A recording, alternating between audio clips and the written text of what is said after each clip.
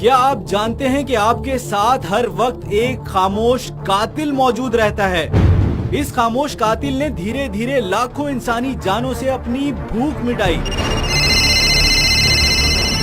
तरक्की याफ्ता दौर में मोबाइल फोन हर इंसान की जरूरत बन चुका है और बिलाशुबा हम मोबाइल फोन के बगैर जिंदगी गुजारने का तसव्वुर भी नहीं कर सकते। अब सवाल ये पैदा होता है कि मोबाइल फोन खामोश कातिल कैसे हुआ। मोबाइल फोन हर लम्हा मोबाइल टावर को सिग्नल भेजता और वसूल करता है।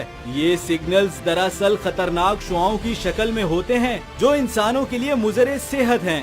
फोन सुनते वक्त ये शुआएं सीधा हमारे दिमाग पर असर अंदाज होती हैं। इन शुआओं की वजह से हमारी नींद में कमी वाक़ई हो जाती है। हर वक्त शुआओं में रहने वाले खून की कमी समेत दिल के अमराज में मुब्तला हो जाते हैं।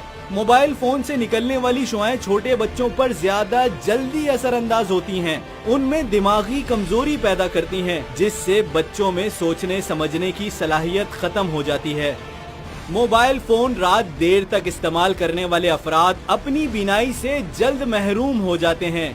इस खामोश कातिल से बचने का वाहिद हल ये है कि मोबाइल फोन को अपने जिस्म से कम 4 फीट दूर रखें। रात को सोते वक्त अपना मोबाइल फोन बंद करके सोएं। नौनिहालों को मोबाइल फोन से दूर रखें। खामोश कातिल को खामोशी से नजरअंदाज मत कीजिए। इन सब बातों पर अमल करके अपनी और अपने प्यारों की हिफाजत कीजिए।